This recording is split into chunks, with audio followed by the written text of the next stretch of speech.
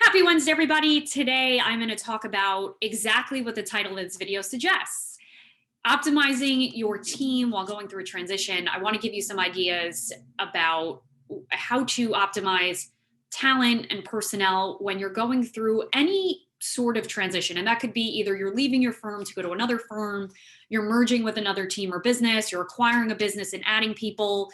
Most advisors go through one of these changes because they're looking to gain efficiency and scale and capacity. And if you simply add two teams together, each team has 5 people, add them together to make 10 people, we're probably not gaining too much efficiency. And so I'm not advocating that you go out and eliminate a whole bunch of roles right now, but I definitely want to give you a framework through which you can think through these decisions.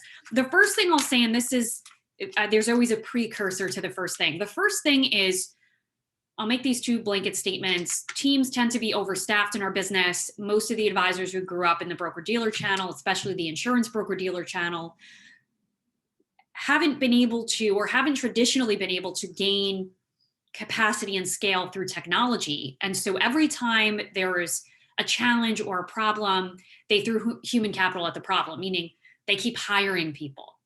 And outside of the BD world, you'll actually see that teams can accomplish a whole lot and manage a ton of revenue and assets with very few people on staff. So just blanket statement, teams tend to be overstaffed.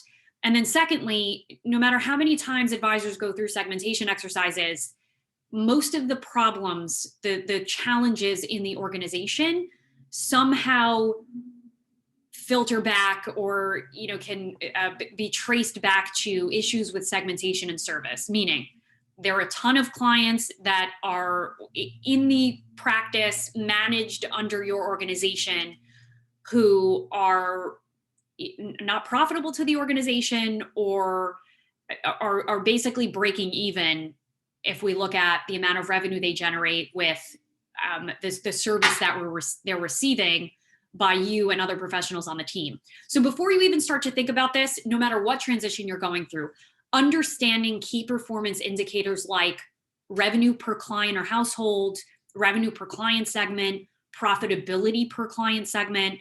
Even if you have to put a theoretical hourly rate on what you do, which you could figure out, by the way, if you calculate what you make by number of hours you work, have an understanding of which client segments are profitable or not. And by the way, we can calculate an hourly rate for everybody in the organization. Yours, of course, will be higher. Understanding those numbers and the real margins of the business, really important. So that's the precursor. The first thing I'd say is any change or transition is a great opportunity to assess the talent on your team and assess both technical competency as well as, we can call it versatility, we can call it coachability, ability to evolve. And so taking a real assessment of how deep their expertise is or knowledgeable they are in the topic that they're in charge of managing and how competent they are is different from assessing how good they are to work with, how much of a team player they are, how easily they can evolve and change with the times. Some coaches would argue that that second piece is more important than the first piece. Not always the case, but if you're a small, nimble team that's looking to really grow and evolve over the next decade or so, I would argue that the coachability piece is important. But it's a great opportunity to say, you know what, this person, I don't really feel that they have a place on this team because they've been difficult to work with or because they're not aligned with one of our values, whatever the case may be. Making that decision and making that decision alongside the transition, it's an opportunity to do that and enact a whole bunch of change in one single swoop. The second thing I'd say is you have to find opportunities to optimize at the technician or specialist level. So in every team, there are the revenue generators, the advisors, the business developers, and then there's the technicians, the people who are responsible for operations, investments, insurance, administrative work to some extent.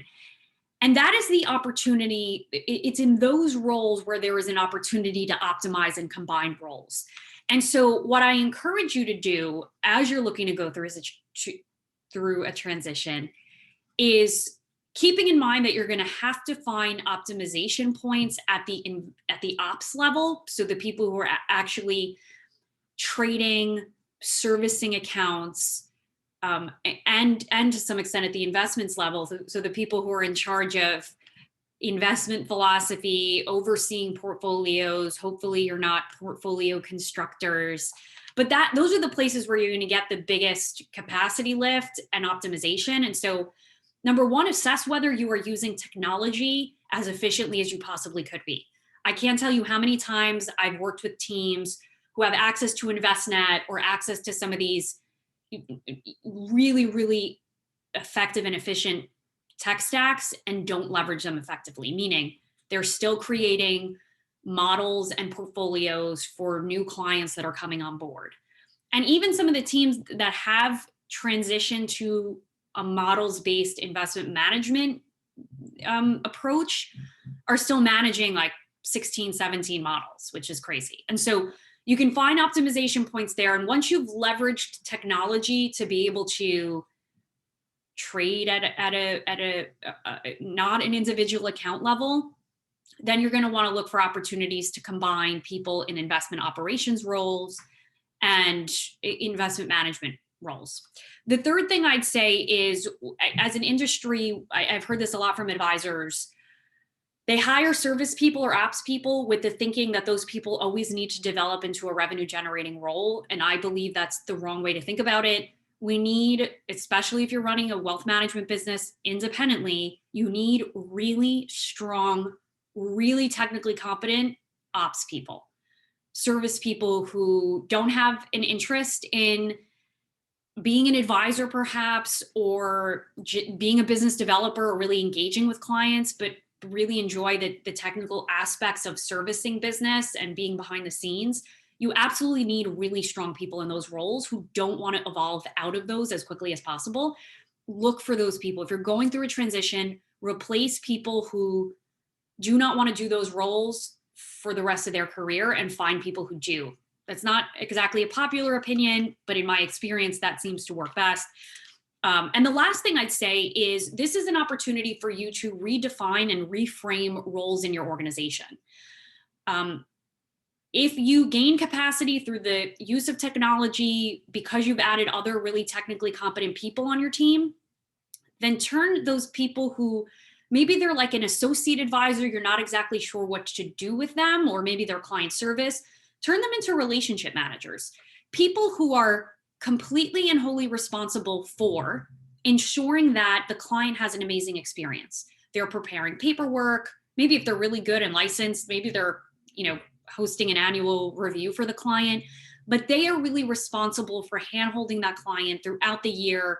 And from the moment they start with you to the moment they pass their business and assets on to the next generation. Okay, so I hope that was helpful. Know your KPIs, assess whether you want everybody to move with you through the transition, find opportunities to optimize using technology, and by combining the behind the scenes roles, push people into, or rather, don't force people to be in roles that you want them to evolve out of. And finally, reframe some roles so that you have a really strong relationship management and client service people. Okay, folks, I hope that was helpful. See you next week, same place, same time. Take care.